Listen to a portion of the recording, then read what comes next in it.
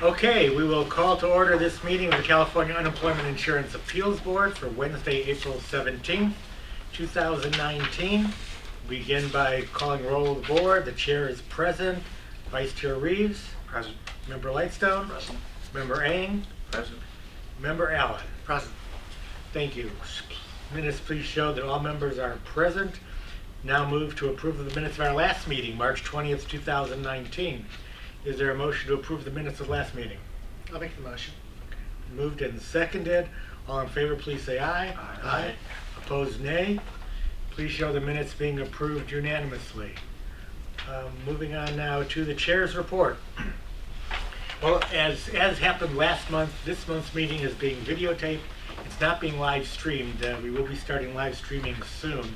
We're currently in negotiations with a company that will do that for us, I guess. But for those who might watch, this will be posted to our website after the meeting. I each meeting have to say that we're doing this for the purpose of transparency so people can see what we do, but this is only a very, very small portion of what we do. As my colleagues on the board know, of course, most of the board's work takes place between meetings. We, this past month, resolved about 884 cases between the members since our last meeting. These are appeals of lower level decisions. A couple other items for the board chair's report today. This is the first meeting I've been chair where Elena Gonzalez hasn't been there. As you know, Elena's mother's passed away in the last week, and I just want to express condolences on behalf of the board and the organization to Elena and her family. There was no agency meeting this week. Normally I go to the agency meeting, workforce development agency meeting prior to this meeting. It's going to be next week instead, and we will have a representative attending next week. I did attend last Sunday, a week ago Sunday, a meeting of the board of directors of CUIAB, the national board of people, the national organization of people that do what we do. They had their board meeting in San Diego, invited me to attend, and it was very interesting. They're looking at future locations. They each year they go, or each 3 years, they go from East Coast to Midwest to West Coast and just keep alternating. Well, the first meeting, my first year, was in Seattle. Last year was in Annapolis, so they had West and East. This year they're going to be in Indianapolis. So I've invited them to come out to California, and they said their West Coast meeting next year is already scheduled. It's going to be in Denver. So I explained to them that Denver is not really on the West Coast, and in fact it's closer to Annapolis than it is to San Diego. But they didn't realize that because they're, like most organizations, very East Coast based. But they actually like the idea of a San Diego or a West Coast California meeting. They had one about 5 years ago, I guess, in California. And I invited them to San Diego in particular because that's where the board meeting was, and they all liked it. So hopefully in a few years we'll see a meeting here. Lastly, I know I and Michael Allen both have confirmations coming up. We got our questionnaires for the Senate, and I'm sure you will be getting a confirmation questionnaire. You two, being appointees of the legislature, don't have to be confirmed by the Senate, so that's kind of. I noticed Lisa Chin's name is the director of the rules process. So. All right, so be nice to her. Yeah, I will be. Lisa's wonderful. If you're watching Lisa, you're the best. And that concludes the chair's report. Move now to board member reports. Start with Vice Chair Reeves. I would like to echo the chair's comments about Elena's mom. By all accounts, she was a very special person, and our thoughts and prayers are with her and her family. At the last board meeting, I had asked some questions about fairly high numbers in terms of turnaround time for family leave cases and disability cases in both Fresno and Pasadena. And before Elena had left, she did a detailed research into that on my behalf. And I learned a few things from that report. One, she had talked to some presiding judges to have them focus more on trying to get that lag time down when it comes to family leave and disability. But I also learned that much of the delay is a result of EDD's failure to timely assign the cases to the board. And in one case, it took 451 days to process a case. Nothing should take that long under any circumstances. But it turns out that it took EDD 381 days to assign to the board. That's over 1 year. Now I know that they have very antiquated computer systems, but perhaps at your next meeting with them, we could talk about how can we help them. Is it a computer problem? Now it's my next question is, why is EDD losing some of these cases? Now it might be a very small number of cases. It might be very isolated. I don't know. I'm not suggesting that this is a widespread problem, but I would like to dig down a little bit deeper as to why does it take so long to get those cases assigned? Because as you know, we have a duty to the taxpayers to make these cases as expeditious as possible. I know our board staff and the field offices work very hard to turn those cases around in a very timely way. And I was very pleased when I looked at the report, and I know Jody will give the report in a bit, that overall we've got about a 45-day turnaround, which is pretty good. And then with the unemployment insurance cases, it's under 30 days statewide. That is very good. But having said that, there is room for improvement, and hopefully you can have a dialogue with EDD. Like, do we need to lobby the legislature to? Because I know it's very expensive for them to update those computer systems, but for crying out loud, I mean, we can't be living in the 1960s any longer when it comes to their database systems, and I think we're seeing some of that creep into our work as well. So that was it. Well, thank you, Dan. Thank you for working with Elena to research that, and I will bring it up to EDD at the next agency meeting. Thank you. Moving on, we'll go to Member Eng. A couple of things. The warmth and the assistance offered to me as the newest member has just been phenomenal, and I think it goes from, at every level, and I just want to say how much I appreciate that, not just because this is recognizing professionals today, but I think that's really important because I have had some some fundamental questions about some of the process, and that's the first point I wanted to make. The second is that I have been truly inspired by some of the, I know maybe that's not quite the word, but it's true, I've been truly inspired by some of the AO decisions where they've given a different angle, and they've really looked out for the interest of the whole system. And I just want to say how much I appreciate the detailed, the meticulous ways in which these decisions are researched and arrived at. And as you know, if you just listen to one tape, and I'm sure they listen to all of them, because I've gotten several ones that have said the tape is not functional, and perhaps there may be a way to fix that system. I know that several board members have been unable to get on right away, but it is also disheartening when the case goes all the way up and we can't even hear the tapes. But that's not to take away from my general observations on those two levels. Thank you, Mr. Chair. Thank you, Mike. Now, we did bring in new equipment, I guess, to do the recording of the hearings. What is the status of that? Is the new equipment having problems similar to the old equipment? I think you were right in the transition, Jeff. Go ahead.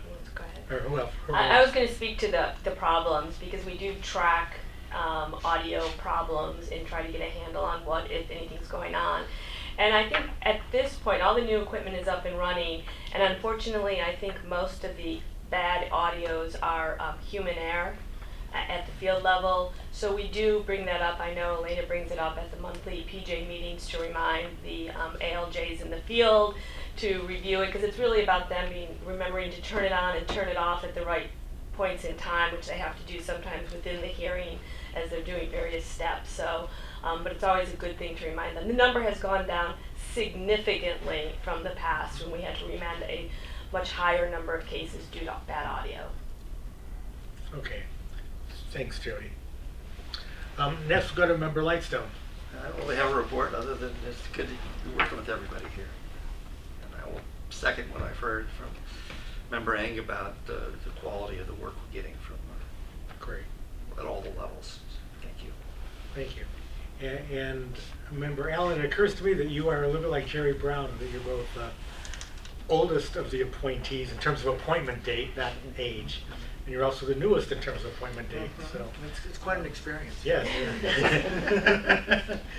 So do you have any report for us? It's very short. You know, like always, just, I never take it for granted when an organization is running smoothly, having been in many situations where it didn't run smoothly. And so, as always, my thanks to all levels of the organization, because it's teamwork that makes us successful.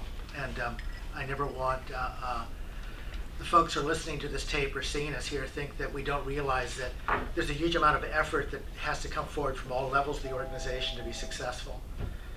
And the second comment I would make is that I just wanted to compliment my new colleagues, the new board members, really diligent in terms of doing the casework, but also being very, in a very positive way, very inquisitive, trying to understand everything, because you always learn faster if it's more interactive and you're asking questions. And I've noticed a lot of really great questions, and also going into depth and really taking the work seriously as it should be taken. So I wanted to convey that to my colleagues. And then the third thing is I would just suggest that today we adjourn in honor of Elena's mom's passing, that we do that for adjournment. Sure, without objection. Yeah. And other than that, I'm done. Okay, thank you, Michael.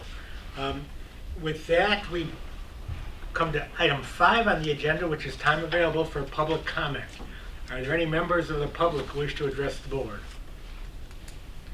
Do any members of the public wish to address the board at this time? Seeing none, we move to item 6, which is normally a report by our executive director. Jody, are you going to combine some of Elena's report with your report? Yeah, I'm going to try to do both. Okay, then we have a report by Jody Remke, our presiding administrative law judge for appellate operations, doing a combo. Doing a combo, here goes. Good afternoon. I'll start with the field operations, and I'm looking at the performance indicators report that you have in your folders. And first, I'm obviously very pleased to state that, as you can see, we met all the DOL standards in the field for March. But even more importantly, we met for the year ending March 31st, we met the DOL performance year-end standards as well. As you can see, for the year-end, cases closed in less than 30 days is at 67%, the standard being 60, and those closed in less than 45 days, the year-end was 89.8 with the standard of 80. So I know there were a couple months where we fell a little bit short on the 30-day, but as was reported along the way, we are confident we were going to make it in the end, and in fact we did. So that is really great news, as you know, and that is the 7th consecutive year we have maintained compliance with the federal standards. So we are on a very good streak there. And as you know, if you don't make it, you do go under a corrective action plan. So it's really important to stay above those standards, which we did. And as you can see also for the field, the pending cases, the case aging is at 18.8, which also sets us up for continued success to meet that less than 30-day requirement. Any questions from the field information before I go on to AO?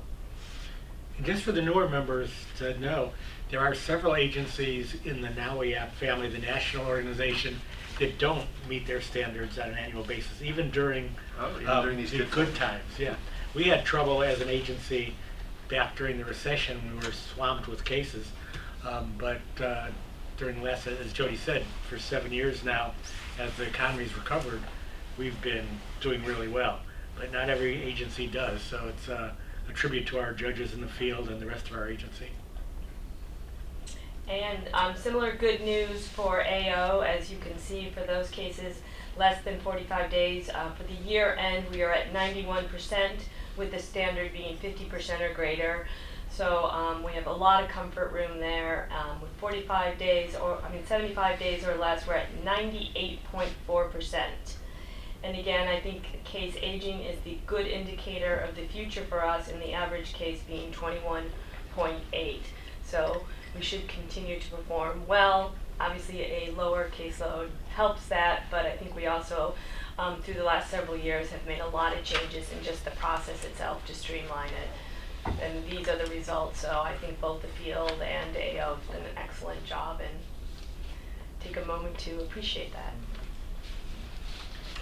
And Lori helped to head up a streamlining of the AO process for the last couple of years, which has been very successful, so thank you for that. Are there any questions or comments for Jody before we move on? I Are you would done? just, Okay. one last thing I would just say, also as far as the safety report, and there are no reportable incidents, just so we have that on the record as well. Okay, with that, we will move on to Jeff Wilby, our CIO. Chair Block, members of the board. Updates on some of the major items that are going on within IT. We have exchanged out nearly 200 computers so far in our tech refresh. Oxnard will actually be done largely this evening. And we have 7 offices remaining with about 350 computers slated to be refreshed. That effort will go throughout the month of June. We have a dedicated crew working on these conversions with other IT support where needed. And I'd really like to thank both the presiding judges and their staff in the field offices. Our coordination with them has made these conversions relatively painless. As mentioned, Chair Block, the video streaming procurement is nearly complete. We hope to see an award of that contract within the next few weeks. And while we're prepared to support the interim effort here through June, hopefully the vendor selection can get done and we can get the installation done in an express manner. Also, DIR, Department of Industrial Relations, has reached out to us and asked, based on their desire for more transparency for their public meetings, to effectively crib off of our notes and look at what we've done in terms of research, vendor selection, and so forth, and where Osaka is leading that effort. So thank you very much, Lori. Our appeal systems modernization effort hit another small milestone. We engaged a project management resource from the Department of Technology, and he started this week, and we'll start interviewing the business stakeholders and analyzing all of our processes so that we can move our systems into the 21st century solidly, which will satisfy stage 2 of the state's project approval lifecycle. So really, really good news in that respect, specific to your comments, Vice Chair Reeves. And I've reported on one thing of the 2 I have left. The first is that our Department of Technology security audit starts next week. Their staff will be on site for likely 3 weeks, with a time span between 2016 and 2018 as their examination. So they will be looking at our state sort of retroactively, and they will be interviewing subject matter experts, mostly in the IT fields. And once we get their findings, which we anticipate being towards the end of summer, maybe August timeframe, the ISO and I will prepare a plan of action that we'll share. And then one last thing that we are doing in IT that most people won't actually recognize is happening.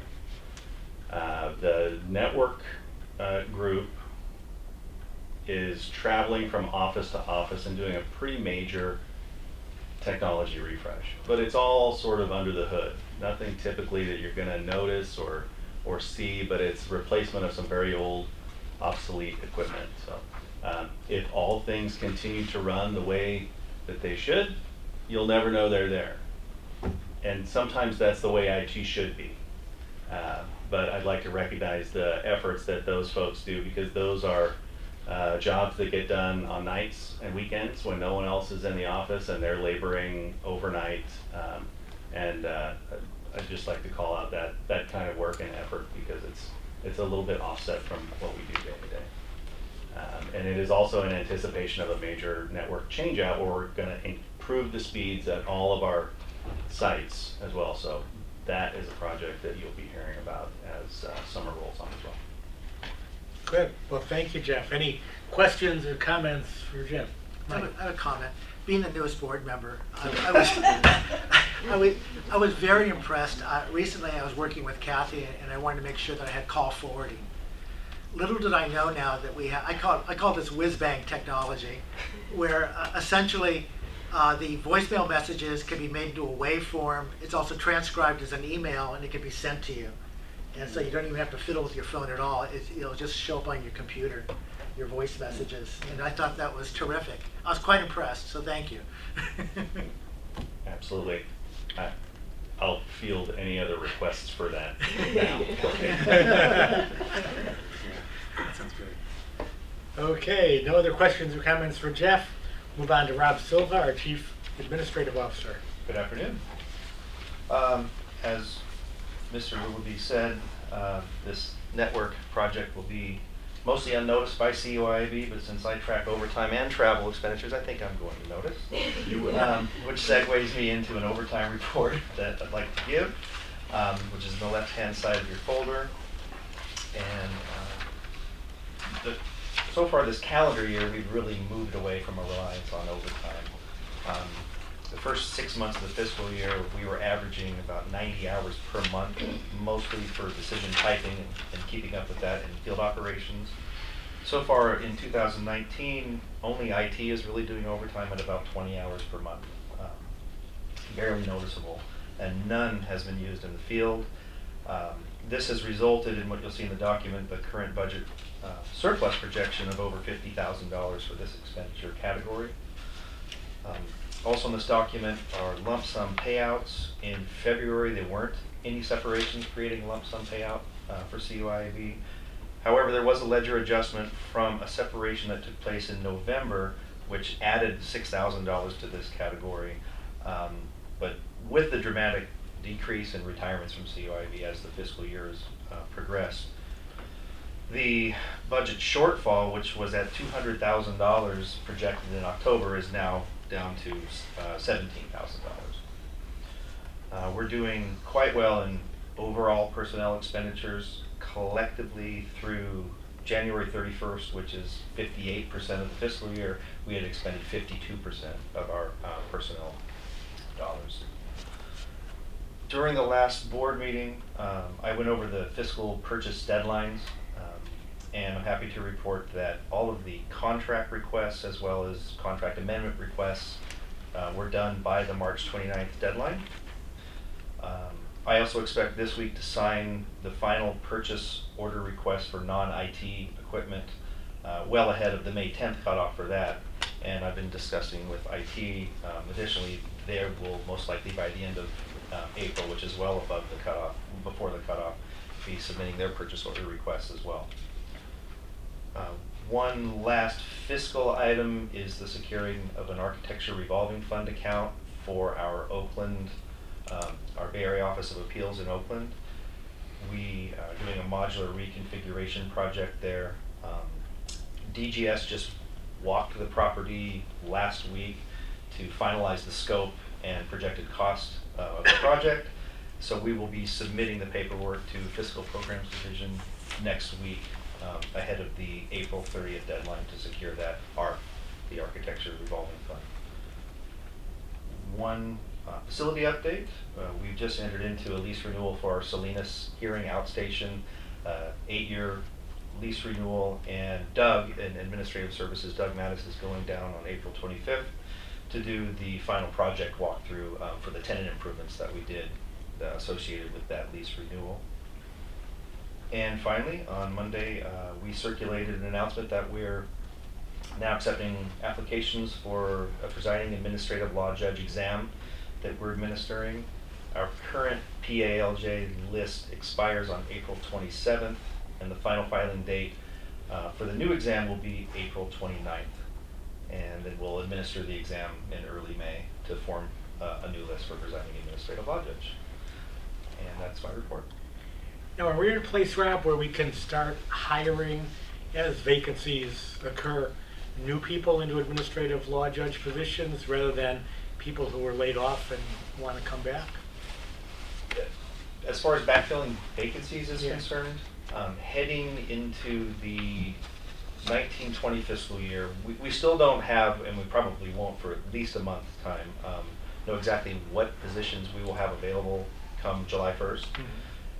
We already know we're going to lose some positions from the tax BCP. I think we have about 5 positions that were temporary for 2 years that drop off. And we also know from the October 2018 revise, we're showing a fairly significant projection reduction in UI casework, which will come, position reduction will come with that. I'm expecting, and given workload that we all track, that there could be even an additional reduction in positions for UI as we enter into next fiscal year.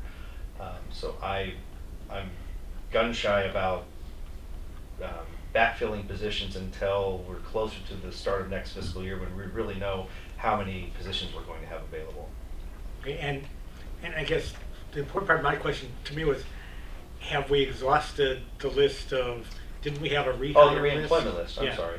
The reemployment list is still in existence. It's not exhausted. It's not exhausted until 2022. There are people currently on that list that have previously declined offers of employment with us through they retired or for whatever reason. So technically the list is not cleared. If we need to hire at the administrative law judge level, we will still have to again re-clear the names on that list before we can begin hiring outside that list. Okay, thank you. So Any other questions or? Yeah, I have a question. I've brought this up in the past and I'll bring it up again.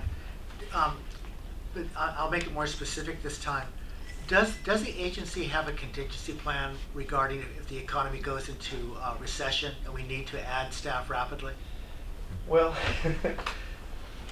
usually what happens is, well, this is what always happens, that when the projection figures go up, then and only then, when the projection figures go up, are we going to be able to have more positions awarded to our agency. So we have to sort of wait until that happens. However, speaking specifically about administrative law judges, we do have the reemployment list, but we'd like to, in addition to a number of judges that have left this agency in recent years through the SROA process, who are still in contact with us in the event that if we ever need to hire, they'd be happy to come back. There have been a handful that have contacted me. We're also pursuing an Administrative Law Judge 2 exam. Office of Administrative Hearings used to have an ongoing ALJ 2 exam. They stopped doing that. They're only doing ALJ 1. And since we mostly employ ALJ 2s, we are going to administer an exam in the coming months so that we have a list in existence, so when we need to pull, when we have the ability to pull the trigger on hires, we can do so quickly. Yeah, I mean, to me, I work with a lot of organizations, and a lot of times what we do is that because of what I call organizational memory, that we always think they're always going to be there for the organization, but things change over time. We have deployment plans for certain contingencies, so it's like a cookbook to know if certain things happen, these are the things we have to do in order to be able to be ready for the contingency. So that'd be my only concern is that I never make an assumption that the folks who are in this room today are going to be the folks who are going to have to deal with the emergency. So that's just my take on it. Yeah, so succession planning. Yes. Any further questions or comments? Okay, that is the last of the items on our open session agenda. Anything else for open session that I might have skipped? Seeing no response to that, we will be moving to closed session. There is a closed session item on our agenda. So with that, I will recess out of open session into closed session. Ask those of you who are here to move to clear the room, except for Mark. We are returning out into public. We are in public session now, and there are no other items on our public agenda, so we will adjourn the meeting.